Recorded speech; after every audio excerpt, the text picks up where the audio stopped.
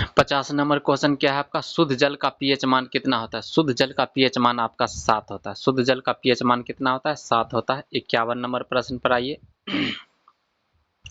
दलहन पौधों की जड़ों की गांठों में पाए जाने वाला बैक्टीरिया किसका निर्माण करता है। पहला ऑप्शन है क्लोरीन से क्लोराइड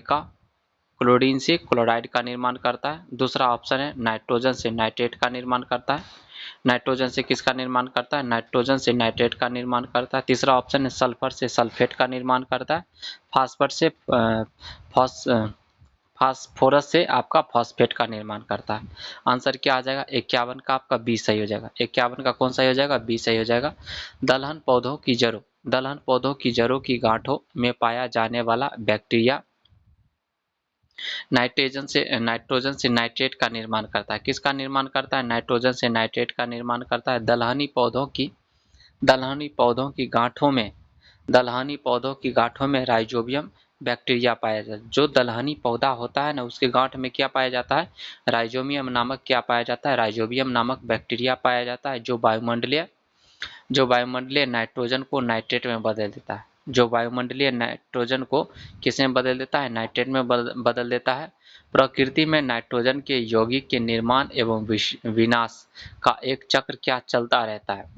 निर्माण होता है, विनाश होता है, निर्माण होता है, विनाश होता है, ऐसा चक्र क्या करते रहता है, चलते रहता है, जिसे नाइट्रोजन चक्र कहते हैं। कृत्रिम विधि द्वारा नाइट्रोजन का यौगीकरण या स्थिरीकरण हैबर विधि या बर्कलैंड आइड विधि द्वारा किया जाता है। कृत्रिम विधि द्वारा नाइट्रोजन का आपका यौगीकरण, कृत्रिम विधि द्वारा नाइट्रोजन का आपका यौगीकरण है ना। कृत्रिम विधि द्वारा नाइट्रोजन का यौगिकीकरण या स्थिरीकरण हैबर विधि या बर्कलैंड आइड विधि द्वारा किया जाता है। नाइट्रोजन यौगिकों का नाइट्रोजन में परिवर्तन विनाइट्रीकरण कहलाता है। क्या कहलाता है, विनाइट्रीकरण कहलाता है। नाइट्रोजन यौगिकों का नाइट्रोजन में परिवर्तन क्या कहलाता है, विनाइट्रीकरण कहलाता है।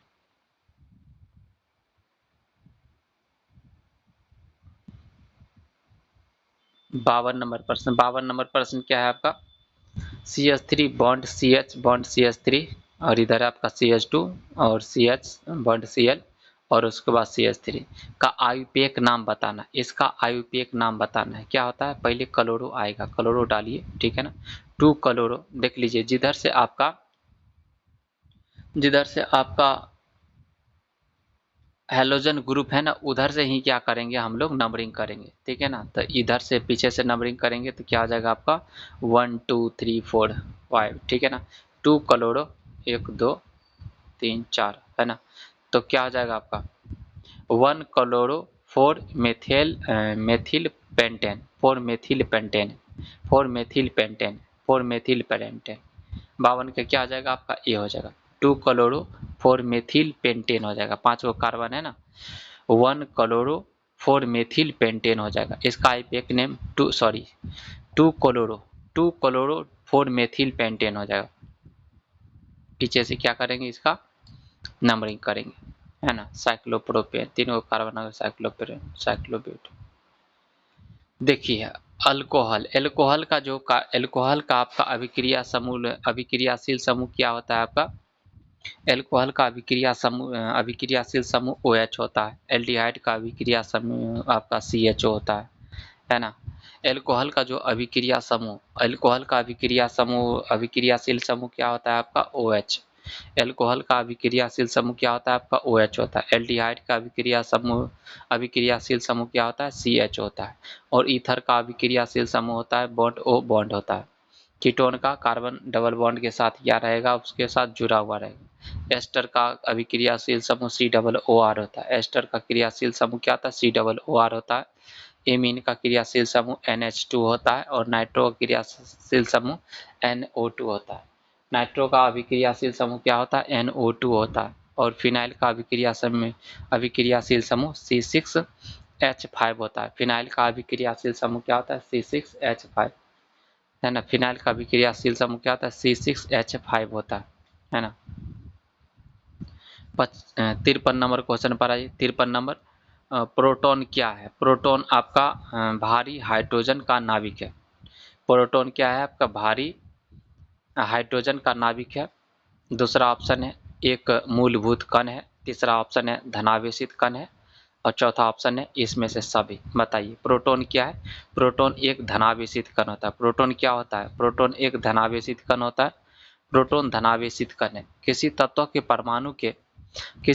परमाणु के नाभिक में उपस्थित धनावेशित कण क्या कहलाते हैं? प्रोटॉन कहलाता है। किसी तत्व के परमाणु के नाभिक में उपस्थित धनावेशित कण क्या कहलाते हैं? प्रोटॉन कहलाता है।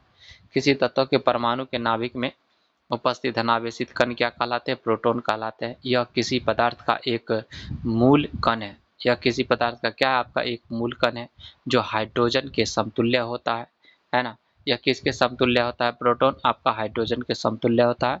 भारी हाइड्रोजन के नाभिक से भिन्न होता है। भारी हाइड्रोजन के नाभिक से ये क्या होता है? भिन्न होता है। ये प्रोटॉन की खोज रदरफोर्ड ने की थी। प्रोटॉन का पर जो आवेश होता है प्लस होता है 1.6 इंटू 10⁻19 कूलम होता है। इलेक्ट्रॉन पर जो आवेश होता है -1.6 इंटू 10⁻19 कूलम होता है। इलेक्ट्रॉन का आवेश इतना होता है 9.1 इंटू 10⁻31 केजी होता है। ठीक है ना।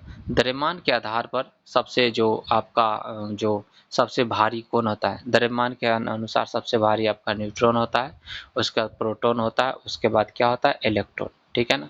न्यूट्रॉन का जो द्रव्यमान होता है 6.674 इंटू 10⁻27 केजी होता है। और जो आपका प्रोटॉन का जो द्रव्यमान होता है 6.672 इंटू 10⁻27 केजी होता है। ठीक है ना।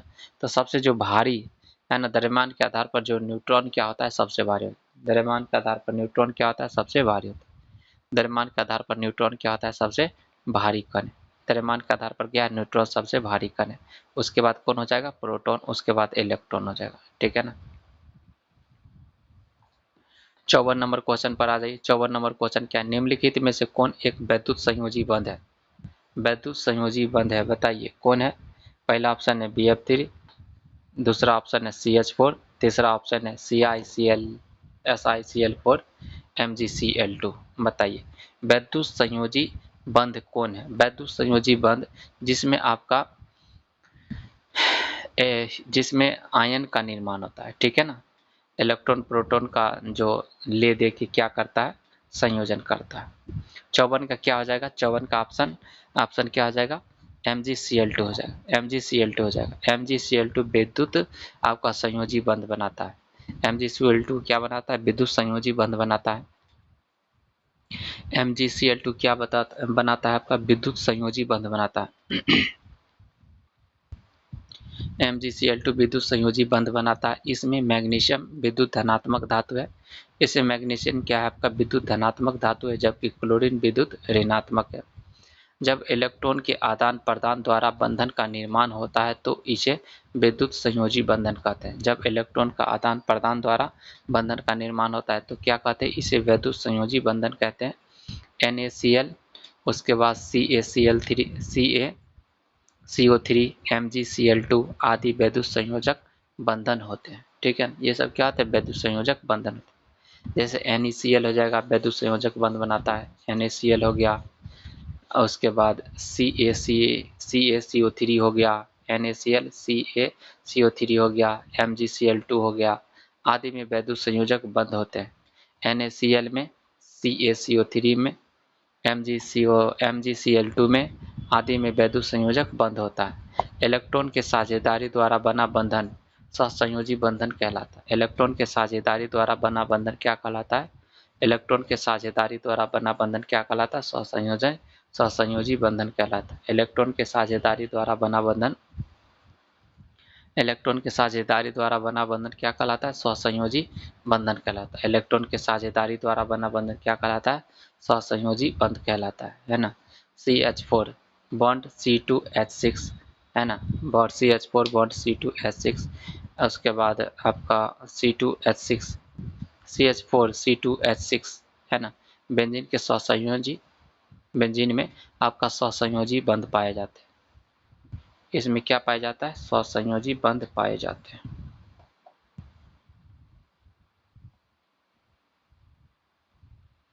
वैद्युत संयोजी बंध होता है आपका इलेक्ट्रॉन के आदान प्रदान से बनता है। और जैसे कार्बन है ना, जैसे CH4 मीथेन हो गया, बेंजीन हो गया, इसमें सहसंयोजी बंधन पाया जाता है ना। 54 नंबर क्वेश्चन क्या है आपका, निम्नलिखित में से कौन एक वैद्युत संयोजी बंध है। वैद्युत संयोजी बंध है आपका BF3 हो गया, CH4 हो गया, SiCl4 हो गया और MgCl2 हो गया। ठीक है ना, तो आपका आंसर क्या हो जाएगा MgCl2 संयोजी बंधक, और आपका CH4 सहसंयोजी बंध है। ठीक है ना, CH4 हो गया, C2H6 हो गया, बेंजीन C2H6 हो गया और C5H6 हो गया, है ना। ये सब आपका आपका क्या होता है, सहसंयोजी बंधन इसमें पाया जाता है। 55 नंबर क्वेश्चन पर आ जाइए, देख लीजिए 1s2 2s2 2p6 और 3s2 6 4 6 4 10 2 12, ये आपका कौन सा है आप बताइए। मैग्नीशियम हो गया। मैग्नीशियम क्या है आपका, ये आपका धातु है, अधातु है, अक्रिय गैस है, इसमें से कोई नहीं। क्या है बताइए। 55 का क्या हो जाएगा आपका ए हो जाएगा, ये धातु है ना। इसको अगर ऐसे मृदा अगर धातु दे देता ना तो आपका आंसर मृदा धातु हो जाता।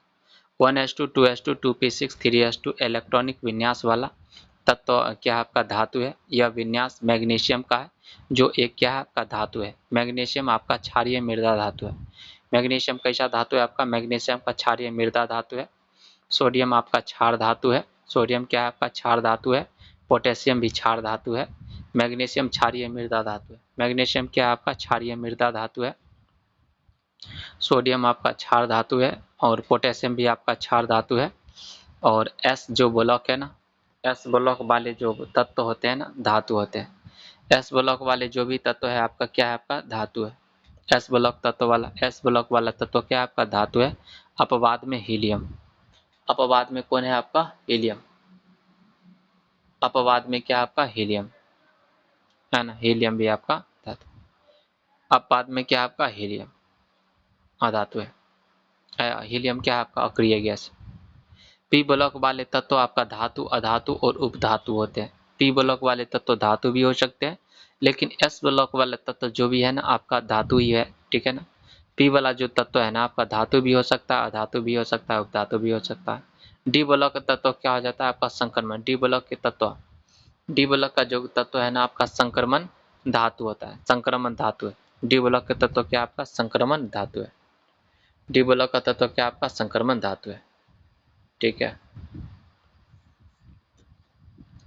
56 नंबर प्रश्न पर आ जाइए। क्षारीय विलयन का पीएच मान क्या होता है। क्षारीय विलयन का, क्षारीय विलयन का मान क्या होता है। क्षारीय विलयन का पीएच मान कितना होता है, देख लीजिए। 7 वाला न्यूट्रल होता है, 7 से ज़्यादा वाला क्या होता है क्षारीय होता है, 7 से कम वाला क्या होता है आपका एसिडिक होता है। क्या हो जाएगा आपका क्षारीय हो जाएगा, है ना। क्षारीय वाला क्या हो जाएगा आपका 7 से अधिक होगा इसका पीएच में। क्षारीय विलयन का पीएच मान 7 से अधिक होता है। किसी विलयन का पीएच मान 0 से 14 के बीच में लाग जाता है। जो पीएच मान होता है ना कहाँ से कहाँ तक लाई करता है आपका 0 से 14 तक क्या करता है लाई करता है। पीएच बराबर माइनस लॉग बेस 10, उसके बाद कंसंट्रेशन ऑफ H प्लस होता है। ठीक है ना, तो आपका ये OH माइनस आयन देता है। देख लीजिए जो क्षारीय देता है OH माइनस आयन देता है और अम्लीय होता है ना H प्लस आयन देता है ना। 0 से 4 होता है विलयन प्रबल क्षारीय होता है, 4 से 7 वाला निर्बल अम्लीय होता है। 0 से 4 वाला जिसका पीएच मान 0 से 4 है, 0 से 4 है ना उसका प्रबल क्षार सॉरी प्रबल आपका एसिड नेचर का है, प्रबल आपका अम्लीय है। 0 से 4 वाला क्या है प्रबल अम्लीय है, 4 से 7 वाला निर्बल अम्लीय है, 7 वाला उदासीन है, 7 से 11 वाला निर्बल क्षारीय है और 11 से 14 वाला क्या है प्रबल क्षारीय है। 11 से 14 बराबर क्या 11 से 14 जो पीएच मान होता है 11 से लेकर 14 तक जिसका पीएच मान प्रबल क्या है आपका क्षारीय प्रकृति का होता है। प्रबल कैसा प्रकृति का होता है क्षारीय प्रकृति का होता है।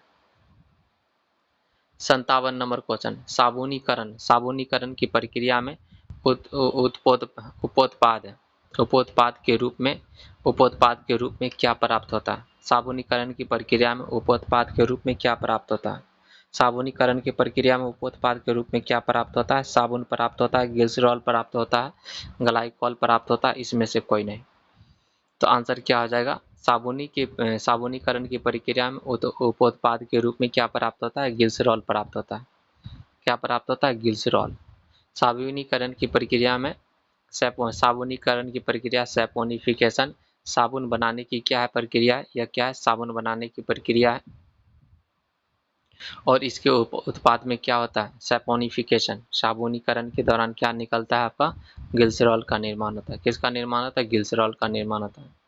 साबुन के निर्माण की प्रक्रिया में ग्लिसरॉल उपोत्पाद है ना, उत्पाद के रूप में क्या करता है? आपका बाहर निकलता है। ग्लिसरॉल आपका ट्राईहाइड्रिक एल्कोहल है। ग्लिसरॉल क्या आपका?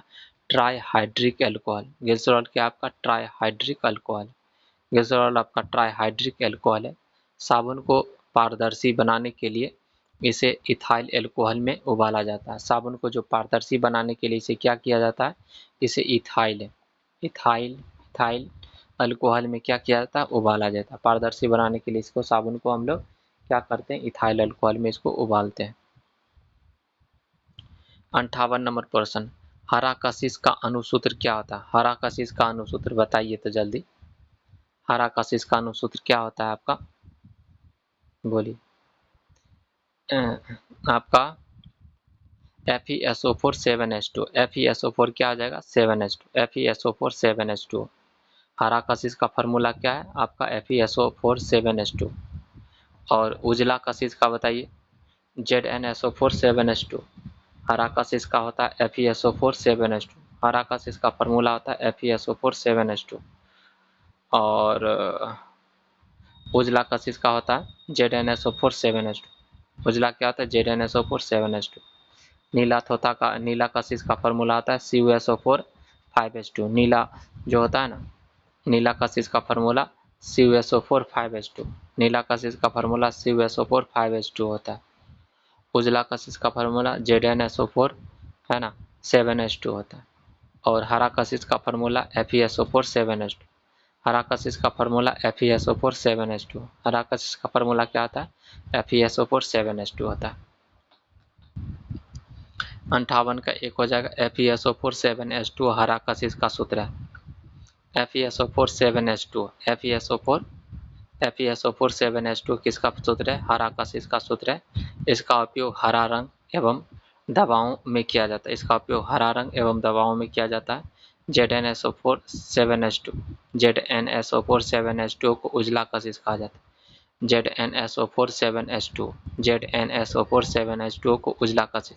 ZnSO4 7H2। ZnSO4 7H2 को उजला कशिश कहते हैं। ZnSO4 7H2 को उजला कशिश कहते हैं। इसका उपयोग पेंट तथा मलहम में किया जाता है। पेंट तथा मलहम में किया जाता है ना। और CuSO4 5H2 को नीला कशिश कहते हैं। CuSO4 5H2। CuSO4 5H2। CuSO4 5H2 को आपका नीला कशिश कहते हैं। इसका उपयोग कवकनाशी में किया जाता है। इसका उपयोग कहाँ पर किया जाता है? इसका उपयोग कवकनाशी में किया जाता है। ठीक है ना। 59 CO2 में प्रोटोनों की संख्या कितना है? CO2 में प्रोटोनों की संख्या कितना है? 8 दूना 16, 16 6 22। कितना है आपका? 22। CO2 में प्रोटोनों की संख्या कितना है आपका? 22 हो जाएगा। आंसर क्या आ जाएगा? 22 हो जाएगा, है ना। प्रोटोनों की संख्या क्या आ जाएगा? 22 हो जाएगा। परमाणु और प्रोटोनों की संख्या परमाणु संख्या के बराबर होता है। उदासीन परमाणु में कुल प्रोटॉन की संख्या इलेक्ट्रॉन की संख्या के बराबर होता है। जो उदासीन परमाणु होता है उसमें कुल प्रोटॉन की संख्या क्या होता है आपका? इलेक्ट्रॉन की संख्या के बराबर होता है। परमाणु का सभी गुण प्रोटॉन की संख्या पर निर्भर करता है। परमाणु का सभी गुण किस पर निर्भर करता है?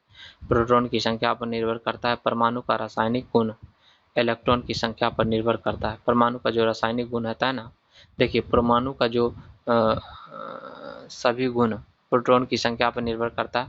अब परमाणु का रासायनिक गुण इलेक्ट्रॉन की संख्या पर निर्भर। परमाणु का जो रासायनिक गुण होता है ना किस पर निर्भर करता है?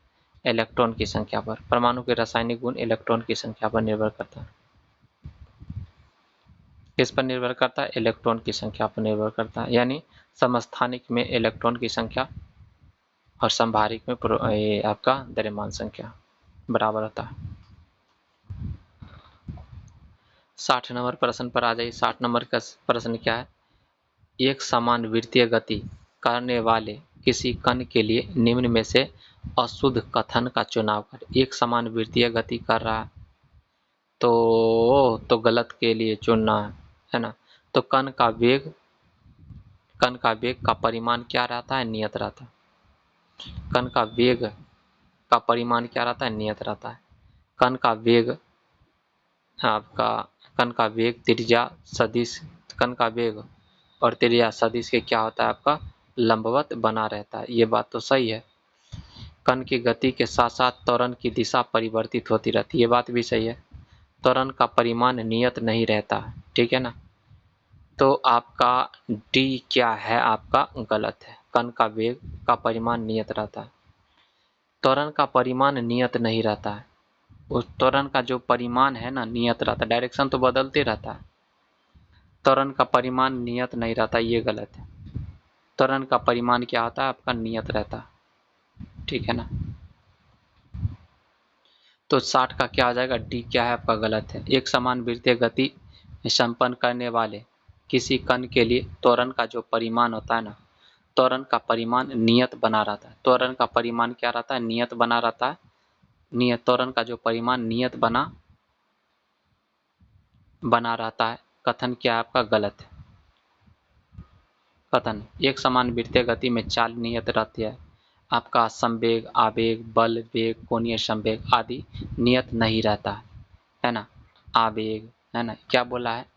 आवेग है ना, आवेग, संवेग, बल, वेग, कोणीय संवेग आदि नियत नहीं रहता। ये सब कुछ भी नियत नहीं रहता।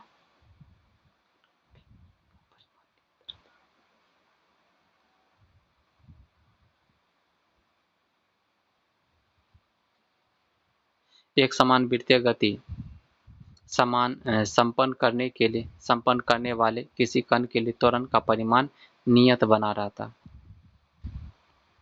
नियत नहीं रहता, नियत नहीं रहता। तो आपका परिमाण नियत बना रहता, नियत नहीं रहता, इसका क्या मतलब हो गया? नियत नहीं रहता इसका मतलब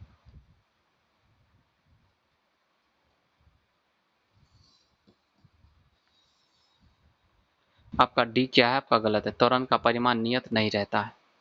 60 का क्या आ जाएगा? डी। एक समान वृत्तीय गति संपन्न करने वाले किसी कण के लिए त्वरण का परिमाण नियत बना रहता है। कथन क्या है आपका? नियत नहीं बना रहता है, ठीक है ना। ये क्या कथन क्या है? आपका गलत है। और यह एक समान वृत्तीय गति में चाल क्या रहती है? एक समान वृत्तीय गति में आपका चाल नियत रहती है। सिर्फ चाल नियत रहती है परिमाण नियत नहीं रहता।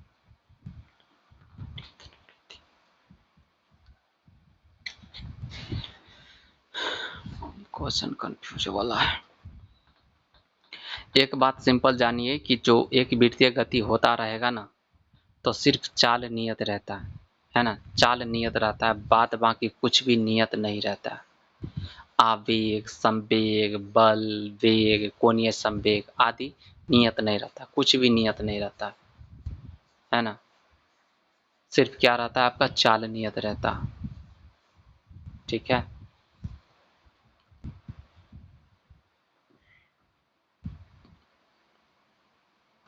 61 नंबर क्वेश्चन। 61 नंबर क्वेश्चन क्या है आपका?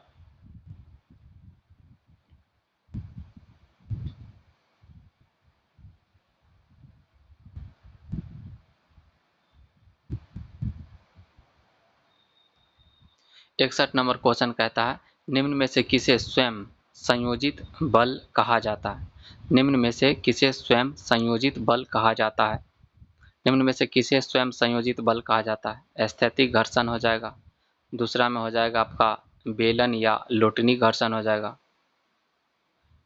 कौन स्वयं संयोजित बल कहा जाता है? निम्न से स्वयं संयोजित बल कहा जाता है? स्थैतिक घर्षण, बेलन या लोटनी घर्षण, सर्पी घर्षण और आपका गति। आंसर क्या आ जाएगा आपका? स्थैतिक घर्षण, है ना। 61 का क्या आ जाएगा? स्थैतिक घर्षण। स्थैतिक घर्षण को स्वयं संयोजित बल कहा जाता है। स्थैतिक घर्षण को क्या कहा जाता है? स्थैतिक घर्षण को स्वयं संयोजित बल कहा जाता है। स्थैतिक घर्षण को स्वयं संयोजित बल कहा जाता है। स्थैतिक घर्षण को क्या कहा जाता है? स्वयं संयोजित बल कहा जाता है। घर्षण बल आपका असंरक्षी बल है। घर्षण बल क्या है आपका? असंरक्षी बल होता है ना। गुरुत्वीय बल है ना, विद्युत चुंबकीय बल है ना, ये सब क्या संरक्षी बल होता है। लेकिन आपका घर्षण क्या है? असंरक्षी बल है। यह वस्तु की गति का विरोध करती है। यह वस्तु की गति क्या करती है? विरोध करती है। यह दो वस्तुओं के संपर्क तल पर क्या करता है? लगता है। जो घर्षण बल है ना, दो वस्तुओं के संपर्क तल पर लगता है। यदि वस्तु विराम में हो तो स्थैतिक घर्षण बल संपर्क तल पर कार्य करता है। यदि वस्तु विराम में हो तो स्थैतिक घर्षण बल संपर्क तल पर क्या करता है? कार्य करता है। स्थैतिक घर्षण बल का महत्तम मान सीमांत घर्षण होता है। स्थैतिक घर्षण बल का महत्तम मान क्या होता है? सीमांत घर्षण होता है। स्थैतिक घर्षण बल का महत्तम मान क्या होता है? सीमांत घर्षण होता है। स्थैतिक घर्षण बल का महत्तम मान क्या होता है? सीमांत घर्षण होता है। स्थैतिक घर्षण बल का महत्तम मान क्या होता है? सीमांत घर्षण होता है। स्थैतिक घर्षण बल का महत्तम मान क्या होता है? सीमांत घर्षण होता है।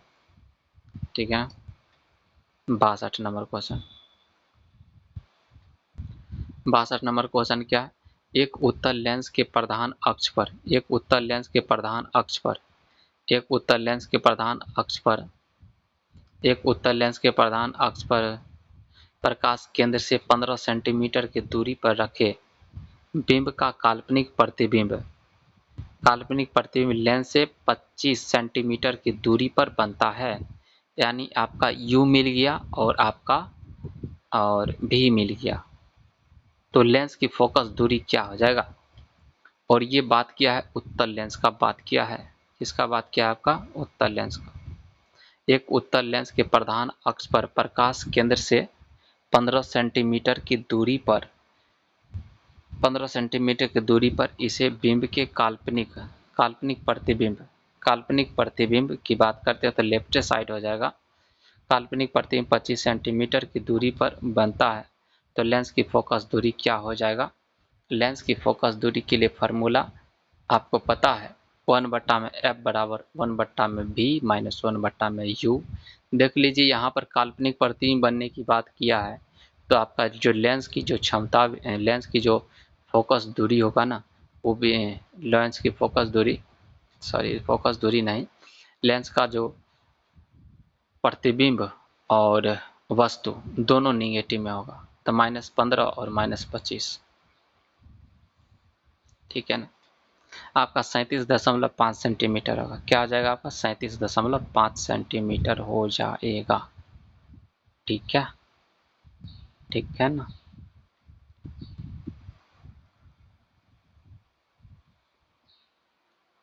यदि लेंस केवल एक ही पदार्थ का बना हो तो प्रतिबिंब केवल एक बनता है। अगर लेंस केवल एक ही पदार्थ का बना हो तो प्रतिबिंब एक बनेगा, और लेंस अगर दो पदार्थ का बना होगा तो प्रतिबिंब क्या बनेगा? दो बनेगा। यदि वर्ण विपथन या गोलीय विपथन से इसे स्वतंत्र माने तो यदि लेंस अनेक पदार्थों के बने हो तो प्रतिबिंबों की कितने पदार्थ प्रतिबिंबों की जितने पदार्थ से वह बना होता है उसके बराबर होगा। क्या आ जाएगा? उसके बराबर होगा। 1/f is equal to mu minus one. 1/f बराबर क्या होता है? Mu minus one. 1/f बराबर mu minus one into 1/r1 minus 1/r2। इसे लेंस मेकर सूत्र कहते हैं, है ना। लेंस मेकर्स फॉर्मूला कहा जाता है। यह उत्तल तथा अवतल दोनों लेंस के लिए क्या होता है? मान्य है ना। जो कि लेंस मेकर फार्मूला क्या? 1/f बराबर क्या होता है? Mu minus one into 1/r1 minus 1/r2। 1/f बराबर क्या आ जाएगा? Mu minus one. 1/f बराबर क्या आ जाएगा? Mu minus one. 1/f बराबर क्या आ जाएगा? Mu minus one. 1/f बराबर क्या आ जाएगा? Mu minus one. Mu minus one 1/r1 minus 1/r2। इसे लेंस मेकर सूत्र कहा जाता है ना। इसे क्या कहा जाता है?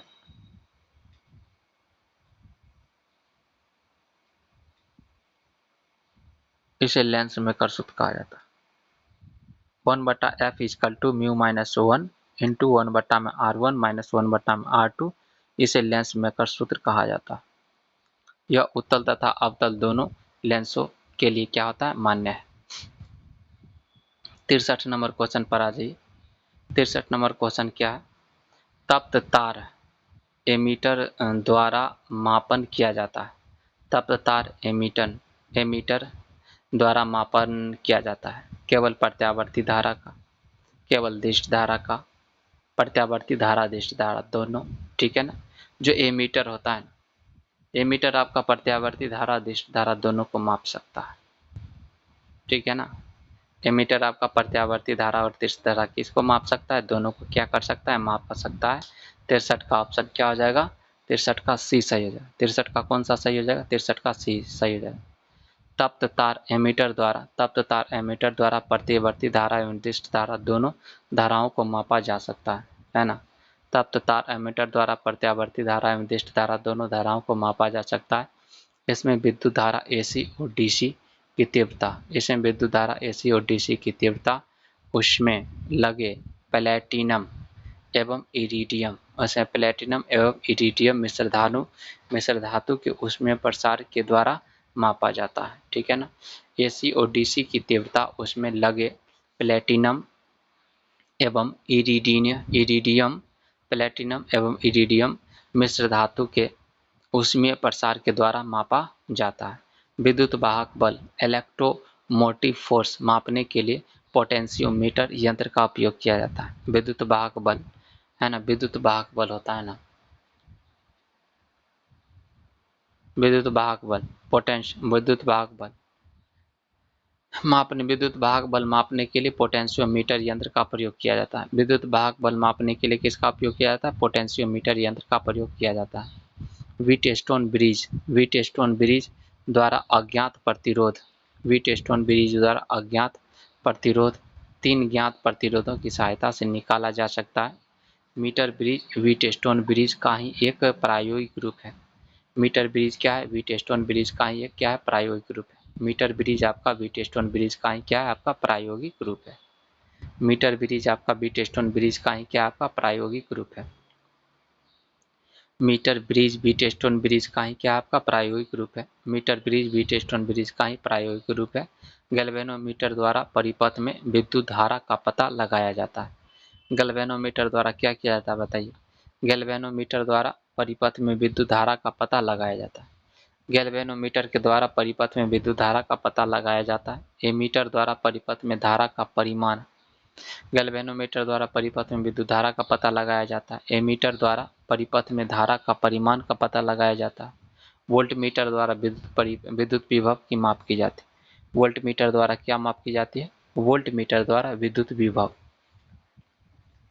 वोल्टमीटर द्वारा क्या मापा जाता है? विद्युत विभव, है ना। पोटेंशियोमीटर द्वारा क्या मापा जाता है? विद्युत वाहक बल, है ना। पोटेंशियोमीटर द्वारा विद्युत वाहक बल मापा जाता है। पोटेंशियोमीटर द्वारा विद्युत वाहक बल मापा जाता है। पोटेंशियोमीटर द्वारा विद्युत वाहक बल मापा जाता है। और वोल्टमीटर द्वारा विद्युत विभव को मापा जाता है। वोल्टमीटर द्वारा विद्युत विभव को मापा जाता है। वोल्टमीटर द्वारा विद्युत विभव को मापा जाता है। 64 नंबर क्वेश्चन पर चले आइए। अतिचालक बोले तो सुपर कंडक्टर की चालकता है। अतिचालक, सुपर कंडक्टर की चालकता क्या होती है? अनंत होती है, बहुत अधिक होती है, और बहुत कम होती है, शून्य होती है। तो अतिचालकता का जो अतिचालक की चालकता क्या होती है? आपका अनंत होती है। सुपर कंडक्टर की चालकता क्या होती है? सुपर कंडक्टर की चालकता अनंत होती है। सुपर कंडक्टर की चालकता क्या होती है? सुपर कंडक्टर की चालकता अनंत होती है। 64 का ऑप्शन क्या हो जाएगा? ए सही हो जाएगा। अतिचालक की चालकता अनंत होती है। अतिचालक का प्रतिरोध शून्य होता है। अतिचालक का जो प्रतिरोध होता है ना, शून्य हो जाता है, इसलिए अतिचालक की चालकता क्या होती है? आपका अनंत होती है।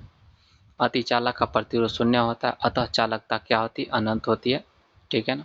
अतिचालकता की चालकता क्या होती है? अनंत होती है। चालक पदार्थ का वह गुण जिसके कारण न्यूनतम तापमान पर चालक पदार्थ का वह गुण जिसके कारण न्यूनतम तापमान पर चालक पदार्थ का वह गुण जिसके कारण न्यूनतम चालक पदार्थ का वह गुण जिसके कारण न्यूनतम तापमान पर चालक पदार्थ का वह गुण जिसके कारण न्यूनतम तापमान पर इसका प्रतिरोध शून्य हो जाता है। चालक पदार्थ का वह गुण जिसके कारण न्यूनतम तापमान पर इसका प्रतिरोध क्या हो जाता है, इसका प्रतिरोध शून्य हो जाता है। चालक पदार्थ का वह गुण जिसके कारण न्यूनतम तापमान पर इसका प्रतिरोध क्या हो जाता है, न्यूनतम तापमान पर इसका प्रतिरोध शून्य हो जाता है। यह पदार्थ अतिचालक कहलाता है। पदार्थ का वह गुण अतिचालकता कहलाता है। पदार्थ का वह गुण क्या कहलाता है, अतिचालकता कहलाता है।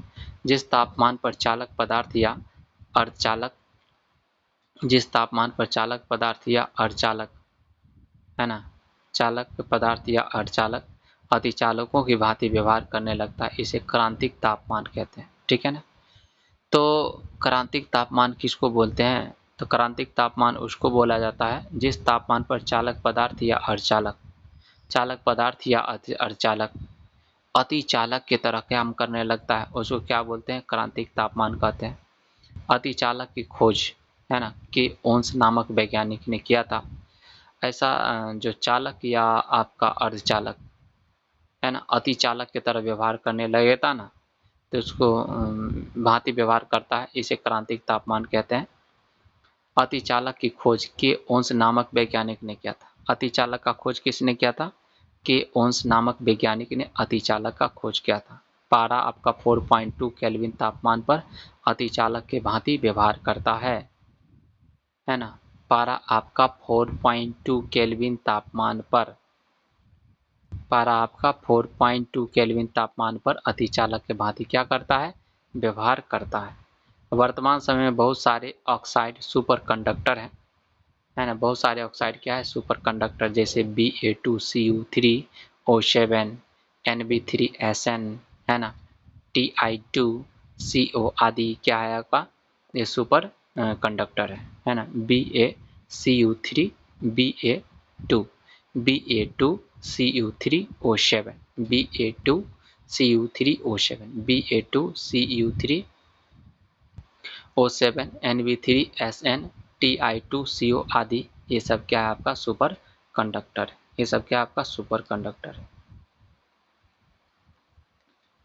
65 नंबर क्वेश्चन पर आ जाइए। लार ग्रंथि से डैश एंजाइम स्रावित होता है। लार ग्रंथि से कौन सा एंजाइम स्रावित होता है, लार ग्रंथि से डैश एंजाइम स्रावित होता है। लार ग्रंथि से कौन सा एंजाइम स्रावित होता है, पहला आपका पेप्सिन, दूसरा ऑप्शन ट्रिप्सिन, एमाइलेज, लाइपेज। ठीक है ना। तो लार ग्रंथि से स्रावित होता है आपका एमाइलेज है ना। क्या स्रावित होता है, एमाइलेज। क्या स्रावित होता है, एमाइलेज है ना, एमाइलेज टाइलिन। तो लार ग्रंथि से एंजाइम स्रावित होता है, कौन स्रावित होता है, एमाइलेज स्रावित होता है।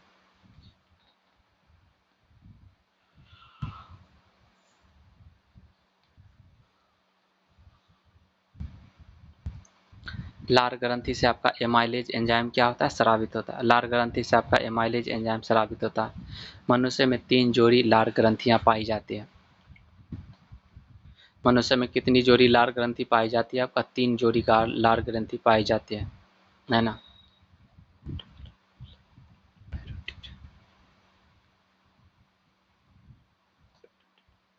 मनुष्य के लार में लगभग 98% जल तथा 2% क्या होता है, एंजाइम होता है। लार में मुख्यतः 2 एंजाइम पाए जाते हैं, टाइलिन और आपका लाइसोजाइम। लार में 2 एंजाइम पाया जाता है। लार में मुख्यतः कितने एंजाइम पाए जाते हैं, लार में मुख्यतः 2 एंजाइम पाया जाता है। एक होता है आपका टाइलिन और दूसरा होता है लाइसोजाइम। एक होता है टाइलिन और दूसरा होता है लाइसोजाइम। एक का नाम है टाइलिन, दूसरा का नाम क्या है, लाइसोजाइम। एक का नाम है टाइलिन, एक का नाम क्या है, टाइलिन, दूसरा का नाम है आपका लाइसोजाइम। ये दोनों एंजाइम पाचन में क्या होता है, सहायता करता है। टाइलिन एंजाइम के कारण रोटी चबाने में क्या लगता है, मीठा लगता है। टाइलिन और लाइसोजाइम। ठीक है ना। टाइलिन, लार में 2 एंजाइम पाए जाते हैं, टाइलिन और लाइसोजाइम। टाइलिन और लाइसोजाइम।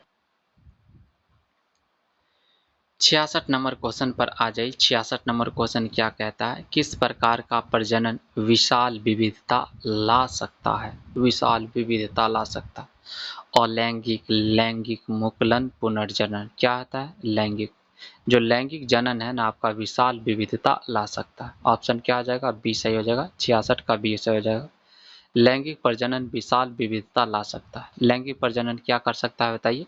लैंगिक प्रजनन विशाल विविधता ला सकता है। शैवाल का प्रजनन अलैंगिक, शैवाल का प्रजनन क्या आता है? अलैंगिक एवं लैंगिक दोनों ही विधियों द्वारा होता है। शैवाल का प्रजनन आपका लैंगिक एवं अलैंगिक दोनों विधियों द्वारा होता है। लैंगिक प्रजनन शैवालों में लैंगिक की क्रिया समयुग्मक, लैंगिक की क्रिया समयुग्मक विषम युग्मक तथा अंड युग्मक दोनों अंड युग्मक द्वारा होता है। लैंगिक प्रजनन शैवालों में लैंगिक की क्रिया समयुग्मक, लैंगिक क्रिया आपका समयुग्मक और विषम युग्मक तथा अंड युग्मक द्वारा होता है। और लैंगिक प्रजनन शैवालों में अलैंगिक प्रजनन की क्रिया, अलैंगिक प्रजनन की बात करते हैं। शैवालों में अलैंगिक प्रजनन की क्रिया चल बीजाणु द्वारा अचल बीजाणु है ना। अलैंगिक प्रजनन शैवालों में अलैंगिक प्रजनन की क्रिया चल बीजाणु द्वारा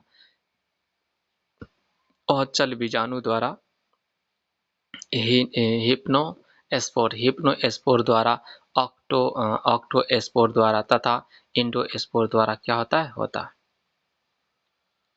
ठीक है। तो आपका अलैंगिक प्रजनन शैवालों में लैंगिक प्रजनन की क्रिया आपका चल बीजाणु द्वारा है ना। चल बीजाणु द्वारा आपका हिप्नोस्पोर द्वारा और ऑक्टोस्पोर द्वारा तथा इंडोस्पोर द्वारा होता है अलैंगिक जनन। 67 नंबर क्वेश्चन, एंजियोस्पर्म में प्रजनन भाग में स्थित होता है। प्रजनन भाग डैश में स्थित होता है। एंजियोस्पर्म की बात करते हैं तो आवृत्त बीज, एंजियोस्पर्म की बात करते हैं तो आवृत्त बीजी और जिम्नोस्पर्म की बात करते हैं तो अनावृत बीजी। ठीक है ना। एंजियोस्पर्म में आपका जो प्रजनन भाग होता है स्थित होता है तना में, पुष्प में, जड़ में, पतिया में। तो कहाँ पर स्थित होता है? पुष्प में अंडाशय। तो एंजियोस्पर्म के प्रजनन भाग पुष्प में स्थित होता है। एंजियोस्पर्म का जो प्रजनन भाग होता है कहाँ पर स्थित होता है? पुष्प में स्थित होता है। पुष्प के 4 मुख्य भाग होते हैं, बाह्य दलपुंज, पुमंग और जैम। पुष्प के आपका 4 मुख्य भाग होते हैं। पुष्प के मुख्यतः कितने भाग होते हैं? पुष्प के मुख्यतः 4 भाग होते हैं, बाह्य दलपुंज, पुमंग और जैम। पुष्प के मुख्यतः कितने भाग होते हैं? पुष्प के मुख्यतः 4 भाग होते हैं, है ना। बाह्य दलपुंज, पुमंग और जैम। पुष्प के आपका मुख्यतः 4 भाग। पुष्प के मुख्यतः कितने भाग होते हैं? 4 भाग, बाह्य दलपुंज, पुमंग और जैम। पुष्प के मुख्यतः 4 भाग होते हैं। पुष्प के मुख्यतः कितने भाग होते हैं? पुष्प के मुख्यतः 4 भाग होते हैं, बाह्य दलपुंज, पुमंग और जैम। पुष्प के मुख्यतः 4 भाग होते हैं, बाह्य दलपुंज, पुमंग और जैम। पुष्प के मुख्यतः कितने भाग होते हैं? पुष्प के मुख्यतः 4 भाग होते हैं, बाह्य दलपुंज, पुमंग और जैम। पुष्प के मुख्यतः 4 भाग होते हैं, बाह्य दलपुंज, पुमंग और जैम। एंथोलॉजी में पुष्पों का अध्ययन किया जाता है। एंथोलॉजी में क्या किया जाता है? पुष्पों का अध्ययन किया जाता है। एंजियोस्पर्म को फूलों के पौधों के रूप में भी जाना जाता है। एंजियोस्पर्म को फूलों के पौधों के रूप में भी जाना जाता है। 2 बीज पत्र वाले पौधे के बीज को डाइकोट कहते हैं। 2 बीज पत्र वाले पौधे के बीज को क्या कहते हैं? डाइकोट कहा जाता है। एंजियोस्पर्म बीजों में एक बीज पत्र होते हैं। एंजियोस्पर्म बीजों में क्या होता है? एक बीज पत्र होता है। एंजियोस्पर्म बीजों में क्या होता है? एक बीज पत्र होता है। एंजियोस्पर्म बीजों में क्या होता है? एक बीज पत्र होता है, जिसे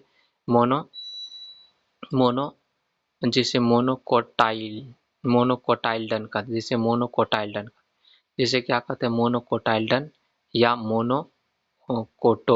मोनोकोटोट कहा जाता है।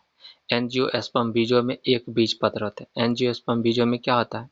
एंजियोस्पर्म बीजों में आपका एक बीज पत्र होता है। एंजियोस्पर्म बीजों में आपका एक बीज पत्र होता है। एंजियोस्पर्म बीजों में क्या होता है? एक बीज पत्र होता है, जिसे मोनोकोटाइल्डन कहते हैं। एंजियोस्पर्म का जो बीज पत्र होता है ना, बीजों में एक बीज पत्र होता है, जिसे मोनोकोटाइल्डन या मोनोकोटोट कहा जाता है। एंजियोस्पर्म की बात है। एंजियोस्पर्म संवहनी भूमि के पौधों को संदर्भित करता है जो बीज, फूल और फल का क्या करता है, जो बीज, फल, फूल और क्या करता है, इसका उत्पादन करता है। 68 नंबर प्रश्न पर आ जाइए। 68 नंबर प्रश्न क्या है? पौधों में फ्लोएम का कार्य है। पौधों में फ्लोएम का कार्य है। पौधों में फ्लोएम का कार्य है, बताइए फ्लोएम का कार्य क्या होता है? स्टेम को समर्थन प्रदान करना, भोजन का परिवहन, खनिज का परिवहन, जल का परिवहन, ठीक है ना। तो आपका क्या है? भोजन का परिवहन। पौधों में फ्लोएम का कार्य क्या है? पौधों में फ्लोएम का कार्य क्या है आपका? भोजन का परिवहन। पौधों में फ्लोएम का कार्य क्या है आपका? आपका भोजन का परिवहन। फ्लोएम पौधों को भोजन फ्लोएम पौधों को भोज्य पदार्थ विभिन्न भागों तक क्या करता है? पहुंचाता है। फ्लोएम पौधों की जड़, तना एवं पत्तियों में पाया जाता है। फ्लोएम पौधों की जड़, तना एवं पत्तियों में पाया जाता है। फ्लोएम पौधों की जड़, तना एवं पत्तियों में पाया जाता है। फ्लोएम 4 तत्वों का बना होता है। फ्लोएम आपका कितने तत्वों का बना होता है? फ्लोएम आपका 4 तत्वों का बना होता है। चालिनी नलिकाएं, सहकोशिकाएं, फ्लोएम तंतु, फ्लोएम मृदुतक, ठीक है ना। तो फ्लोएम आपका 4 तत्वों का बना होता है। फ्लोएम कितने तत्वों का बना होता है? फ्लोएम आपका 4 तत्वों का बना होता है। पहला होता है चालिनी नलिकाएं, चालिनी नलिकाएं, सहकोशिकाएं। फ्लोएम आपका चालिनी नलिकाएं, सहकोशिकाएं, सहकोशिकाएं, चालिनी नलिकाएं, सहकोशिकाएं और फ्लोएम तंतु, फ्लोएम मृदुतक। और जाइलम आपका भी 4 तत्वों का बना होता है। वाहिनिकाएं, वाहिकाएं, है ना। उसके बाद जाइलम तंतु, अजाइलम मृदुतक, ठीक है। और फ्लोएम भी 4 तत्वों का बना होता है। चालिनी नलिकाएं और चालिनी नलिकाएं, सहकोशिकाएं, चालिनी नलिकाएं, सहकोशिकाएं, फ्लोएम तंतु और फ्लोएम मृदुतक, फ्लोएम तंतु और फ्लोएम मृदुतक। जाइलम भी पौधे की जड़, तना और पत्तियों में पाया जाता है। जाइलम भी पौधों की जड़, तना और किसमें पाया जाता है? जड़, तना और पत्तियों में पाया जाता है। इसे चलन उत्तक भी कहते हैं। वाहिकाएं, वाहिकाएं आपका जाइलम का भाग।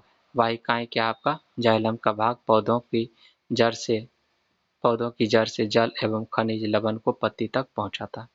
जाइलम एवं फ्लोएम को संवहन उत्तक भी कहते हैं। जाइलम एवं फ्लोएम को क्या कहा जाता है? संवहनी उत्तक भी कहा जाता है। 69 नंबर प्रश्न। 69 नंबर प्रश्न क्या है आपका?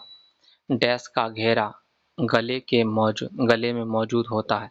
डैश का घेरा गले में मौजूद होता है ताकि यह सुनिश्चित किया जा सके कि वायु मार्ग को नुकसान न पहुंचे। एक होता है स्नायु, उपास्थि, है ना, अस्थि बंधन, कंडारा। क्या हो जाएगा? अस्थि बंधन, कंडारा। ये सब गलत है, ठीक है ना। आपका क्या आ जाएगा? आंसर हो जाएगा उपास्थि। कार्टिलेज होता है ना, वो क्या करता है? एक श्वास नली होता है और एक होता है आहार नली, ठीक है ना। दोनों में खाना को अलग अलग, एक में खाना जाता है, एक में श्वास जाता है। तो उपास्थि का घेरा होता है, वो क्या होता है? उपास्थि का घेरा होता है। 69 का क्या हो जाएगा? बी हो जाएगा। उपास्थि का घेरा गले में मौजूद होता है। उपास्थि का घेरा गले में मौजूद होता है ताकि यह सुनिश्चित किया जा सके कि वायु मार्ग को नुकसान न पहुंच सके, ठीक है ना। स्नायु, है ना, स्नायु बोले तो मांसपेशियों को हड्डी से जोड़ता है ना। स्नायु का इंग्लिश क्या होता है?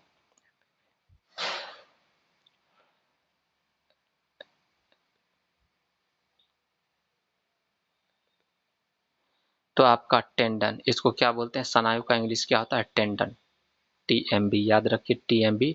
टेंडन आपका मांसपेशी मसल्स को बोन से जोड़ता है, ठीक है ना। एक होता है लिगामेंट, है ना, एलवी भी याद रखिए। तो लिगामेंट किसको जोड़ता है बताइए? लिगामेंट आपका किसको जोड़ता है? बोन को बोन से जोड़ता है। लिगामेंट बोन को बोन से जोड़ता है और स्नायु मांसपेशी हड्डी को मांसपेशियों से जोड़ता है, ठीक है ना। 69 का क्या हो जाएगा आपका? बी सही हो जाएगा। 69 का कौन सही हो जाएगा? बी सही हो जाएगा। अस्थि बंधन, अस्थि बंधन यह एक संयोजी ऊतक है जो हड्डी हड्डी को जोड़ता है। अस्थि बंधन की बात करते हैं तो लिगामेंट, अस्थि बंधन को क्या बोला जाता है? लिगामेंट। यह एक संयोजी ऊतक है जो हड्डी हड्डी को क्या करता है, जोड़ता है। उपास्थि कार्टिलेज का निर्माण कंकाल संयोजी ऊतक से होता है। उपास्थि का बात करते हैं तो उपास्थि कार्टिलेज का निर्माण कंकाल संयोजी ऊतक से होता है। उपास्थि का निर्माण किससे होता है, बोलिए। उपास्थि का निर्माण कंकाल संयोजी ऊतक से होता है। उपास्थि का निर्माण कंकाल संयोजी ऊतक से होता है। उपास्थि अर्ध ठोस पारदर्शक, उपास्थि अर्ध ठोस पारदर्शक एवं लचीले लचीले ग्लाइकोप्रोटीन, लचीले ग्लाइकोप्रोटीन से बने मैट्रिक्स से क्या होता है, निर्मित होता है ग्लाइकोप्रोटीन।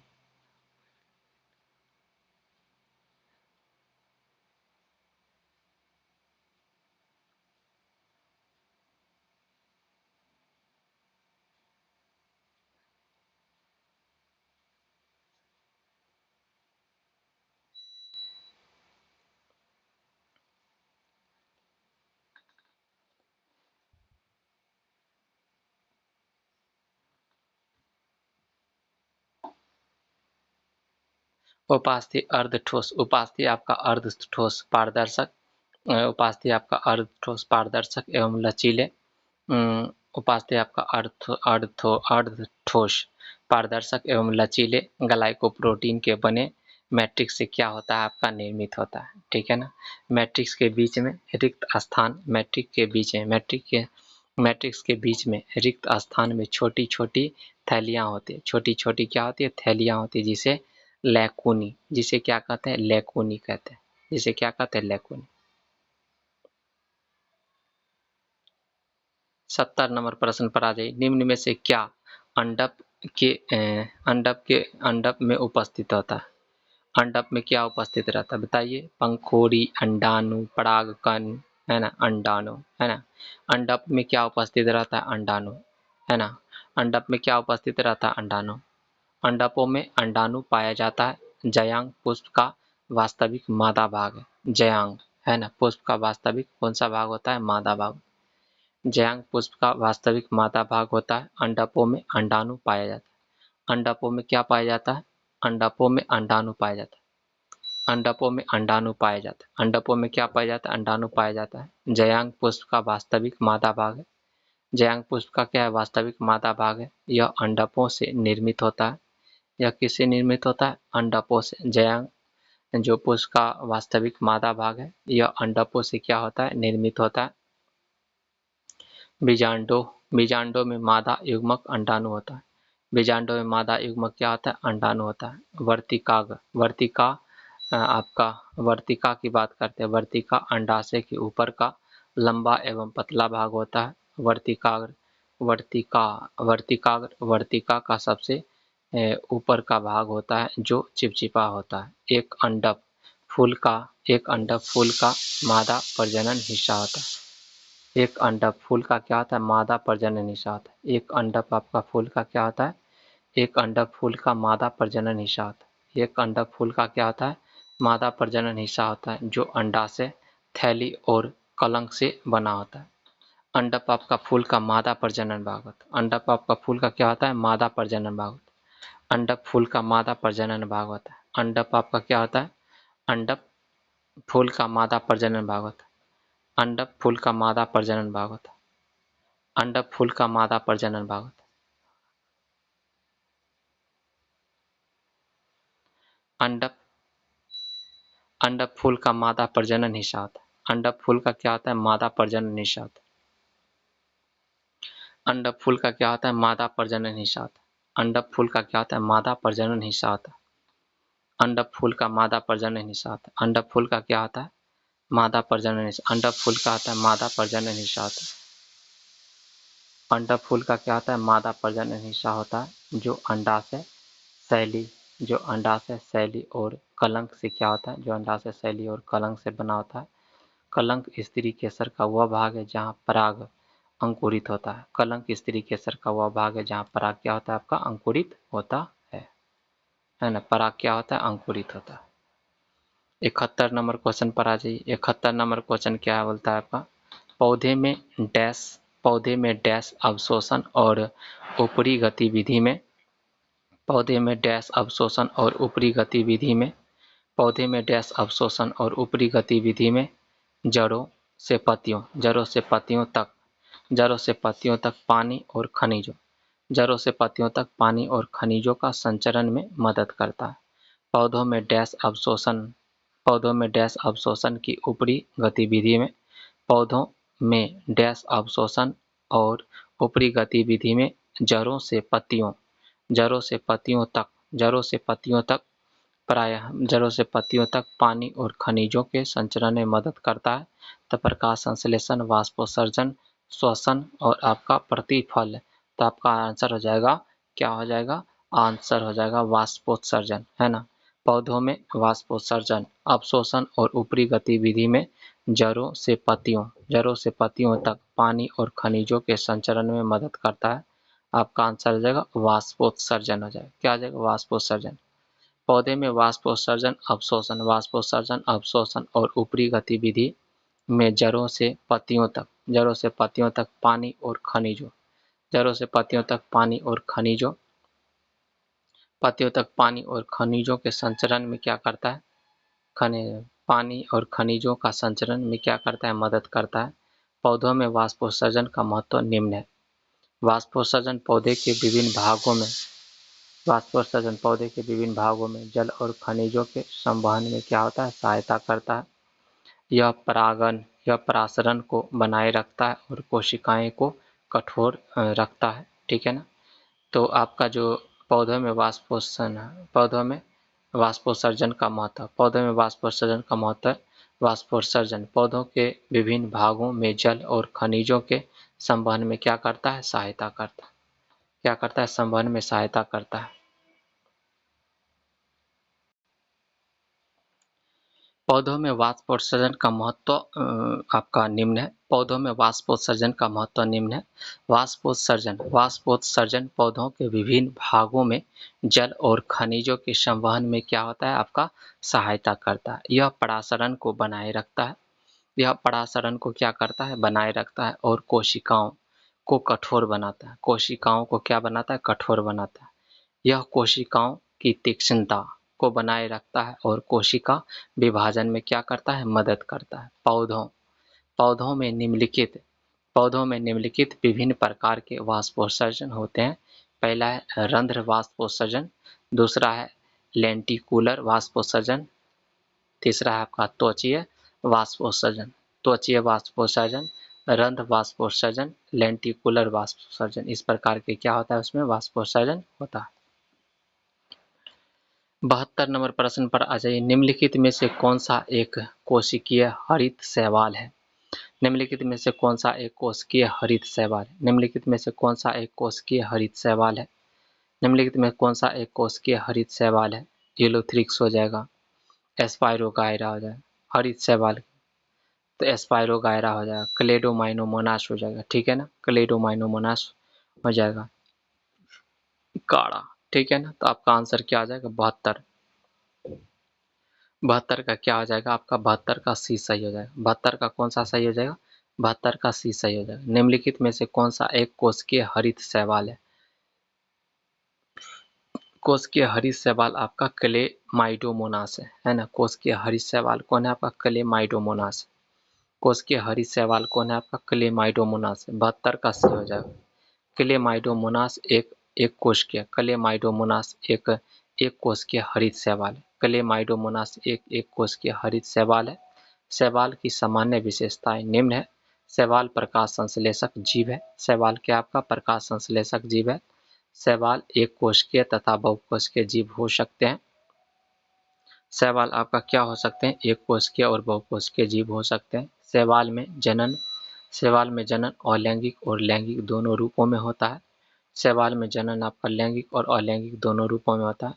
शैवाल में जनन आपका लैंगिक और लैंगिक, शैवाल में जनन आपका, शैवाल में जनन लैंगिक और अलैंगिक दोनों रूपों में हो सकता है।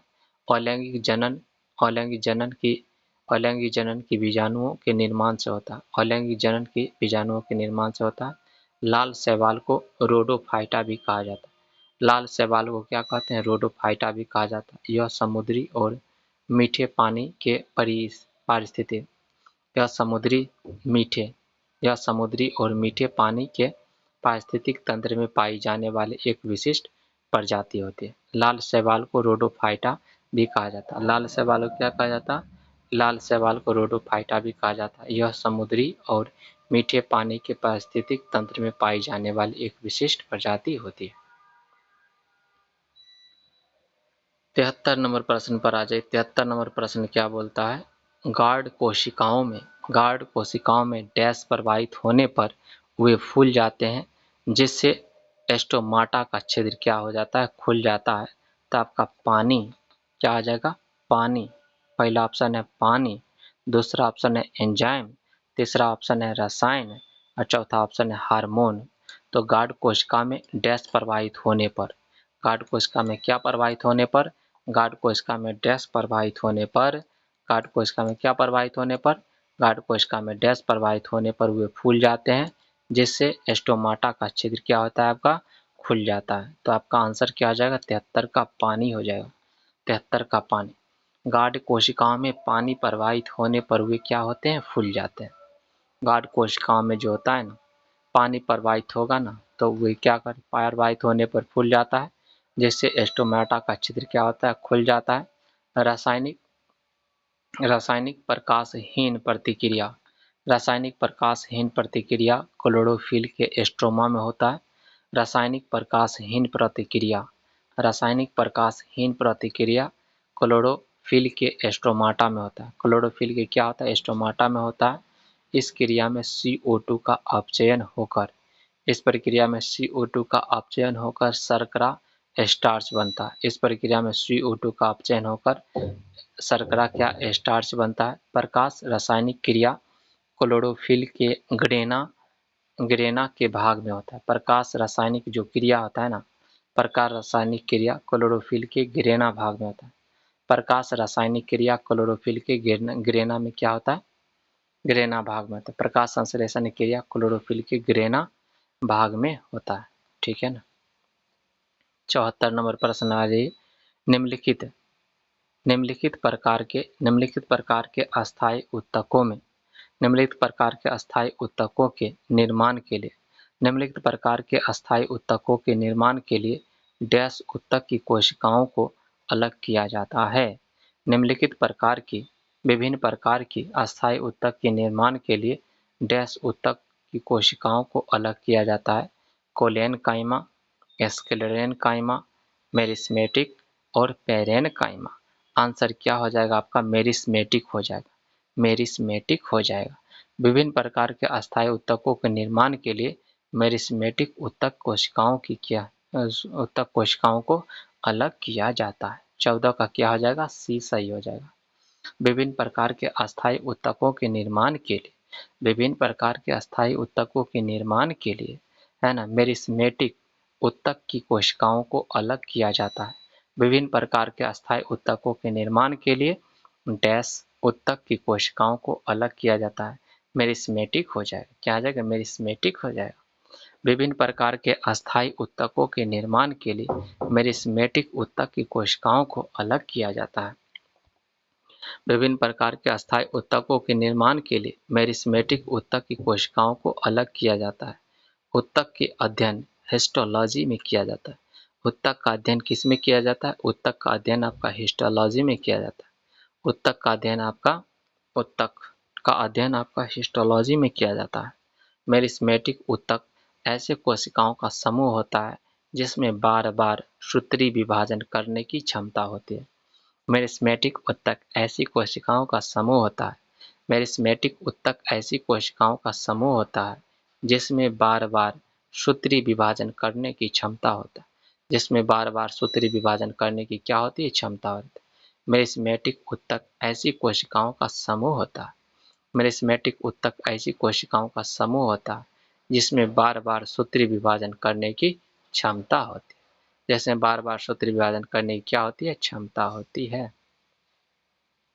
सूत्री विभाजन करने की क्या होती है? आपका क्षमता होती है।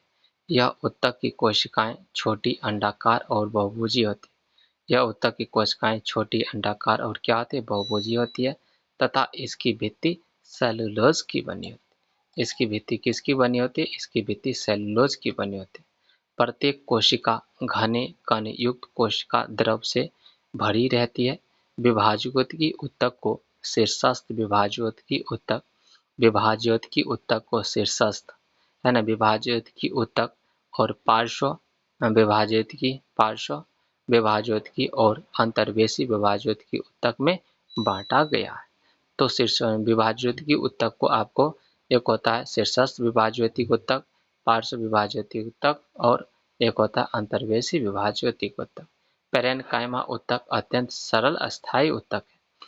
पेरेन्काइमा ऊतक जो है ना, क्या है आपका अत्यंत सरल अस्थायी ऊतक। पेरेन्काइमा ऊतक अत्यंत सरल अस्थायी ऊतक है। तो विभिन्न प्रकार के अस्थायी ऊतकों के निर्माण के लिए आपका मेरिस्मेटिक ऊतक की कोशिकाओं को अलग किया जाता है। चलिए 75 नंबर क्वेश्चन पर आ जाइए। इनमें से कौन सा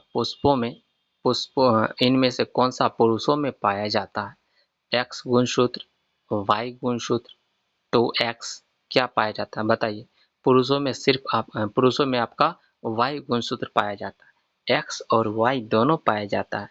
तो ऑप्शन में है नहीं, तो ऑप्शन डी की तरफ बढ़ेंगे हम लोग। एक्स वाई तो नहीं है, तो ऑप्शन डी क्या हो जाएगा आपका, वाई गुणसूत्र पाया जाता है। कौन सा गुणसूत्र पाया जाता है? वाई गुणसूत्र पाया जाता है। ऑप्शन डी सही हो जाएगा।